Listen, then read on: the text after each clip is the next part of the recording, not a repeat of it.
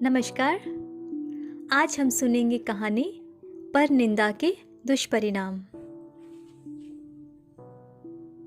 राजा पृथु एक दिन सुबह सुबह घोड़ों के तबेले में जा पहुंचे। तभी वहां एक साधु भिक्षा मांगने आ पहुंचा। सुबह सुबह साधु को भिक्षा मांगते देख पृथु क्रोध से भर उठे। उन्होंने साधु की निंदा करते हुए बिना विचारे तबेले से घोड़े की लीद उठाई और उसके पात्र में डाल दी। साधु भी शांत स्वभाव का था, सो भिक्षा ले वहां से चला गया और वह लीद कुटिया के बाहर एक कोने में डाल दी।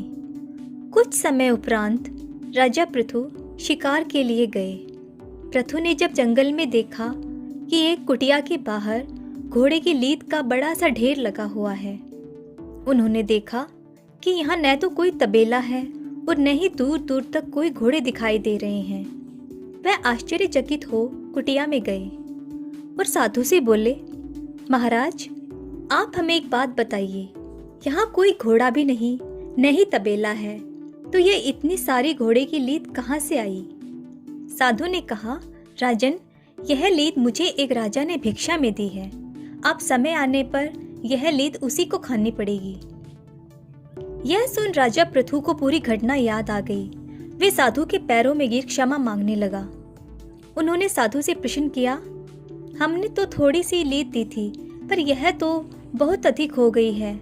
साधु ने कहा, हम किसी को जो भी देते हैं वह दिन प्रतिदिन प्रफुल्लित होता जाता है और समय आने पर हमारे पास लौट कर आ जाता है। यह उसी का परिणाम है। यह सुनकर पृथु की आंखों में अश्रु भर आए। वे साधु से विनती कर बोले, महाराज, मुझे क्षमा कर दीजिए, मैं आइंदा ऐसी गलती कभी नहीं करूंगा। कृपया कोई ऐसा उपाय बताइए जिससे मैं अपने दुष्ट कर्मों का प्रायश्चित कर सकूं। राजा की ऐसी दुखमयी हालत देख साधु बोला, राजन, एक उपाय है।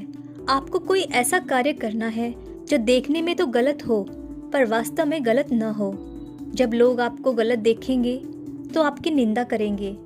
जितने ज़्यादा लोग आपकी निंदा करेंगे उसका पाप उतना हल्का होता जाएगा। आपका अपराध निंदा करने वालों के हिस्से में आ जाएगा। यह सुनकर राजा पृथु ने महल में आकर काफी सोच विचार किया।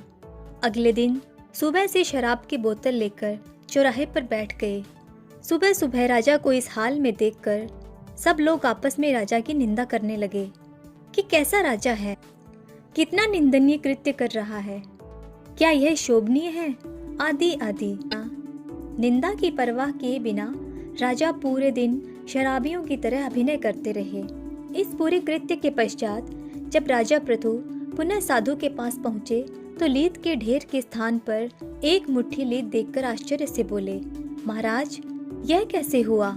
इतना बड़ा ढेर कहाँ गायब हो गया? साधु ने कहा, यह आपकी अनुचित निंदा के कारण हुआ है राजन। जिन लोगों ने आपकी अनुचित निंदा की है, आपका पाप उनमें बराबर बराबर बंट गया है। फिर राजा बोले, महाराज, फिर ये मुट्ठी भर बचा क्यों? ये क्यों नहीं बटा? तो फिर ऋषि बोले, राजन, ये तुम्हारा कर्म है। जितना तुमने मेरे भिक्षा पात्र में मेरे खाने के लिए दिया था उतना तो तुम्हें खाना ही पड़ेगा।